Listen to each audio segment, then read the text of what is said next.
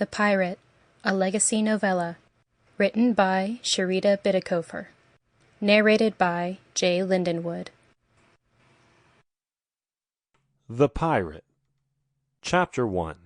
Windward Passage, Caribbean, 1717. "Well, Captain," Patrick said in his Irish cadence, "you were right. 3 masts, 20 guns, and English." The Irishman collapsed the spyglass and turned to his captain beside him. "You never cease to impress me the way you can tell the cut of her jib that way." James, whose keen ears and nose were focused upon their prey, paid no mind to his quartermaster's compliment. Patrick should have known he could foretell such things as the crew's country of port, and how heavily armed they were before the first flicker of canvas appeared over the watery horizon. All he needed was the wind to carry the voices and distinct scents of iron and gunpowder to him. It wasn't a merchant vessel, nor was it part of the English navy. The galleon by far was larger, but not nearly as equipped as James's ship.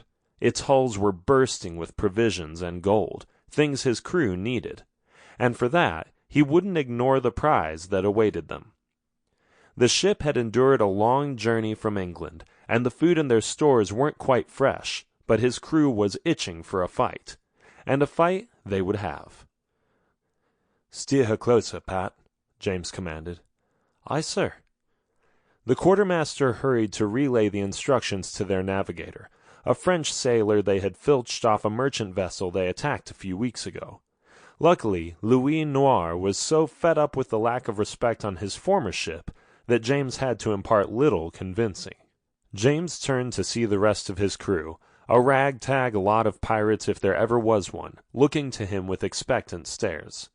Men whose faces were marked by the arduous life on the seas, and whose clothes were tattered and patched together, relied completely upon his leadership. Nearly a week of stagnant boredom with no money and only hardtack to eat had left them eager for a new conquest. James couldn't blame them. He had been rationing himself on the dried jerky the cook made especially for him, just so he wouldn't starve either. After they took this prize, they could return to port with their pockets full and replenish the supplies they desperately needed. He let a slow smile curl across his lips, a wordless signal that they should prepare to board. Men from all nations and walks of life gave shouts of delight and scrambled to their stations. Guns were prepped, cutlasses and muskets retrieved from the holds below, and the deck cleared of ropes and everything else that would get in their way. The Burning Rose eased on a course to intercept the English vessel, her 2 masts of canvas full with the wind to carry them across the expanse of sea. James hopped up onto the railing, steadying himself with the starboard ratlines as the salty breeze caressed his tanned face and played in his dark hair like a devoted lover. His affair with the sea had been long and intimate, but James never grew tired of her company, or the many blessings and curses she hurled his way. It was the only place he was welcome, the only place he could call a home. His hazel eyes fixed upon the vessel as he listened closely to the conversations, not only on his own deck, but upon theirs. He could hear the commotion as they soon discovered that they were not alone. The captain and some dandy of an Englishman were discussing the ship they had spotted, James's ship. The captain was wary, but his noble guest was less inclined to think there was any trouble ahead.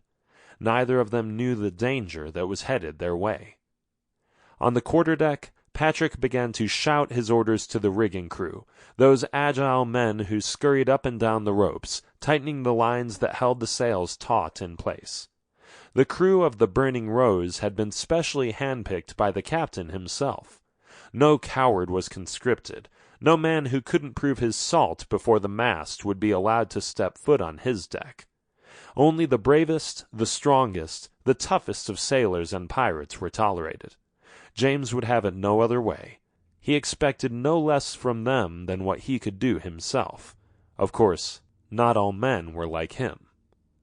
As the English ship came closer, he could make out the name painted on its stern, and see the disconcerted faces of the sailors staring over the railing. The captain, standing tall on his own quarterdeck, pulled out his cone and shouted, "Who are you, and Sample complete. Ready to continue?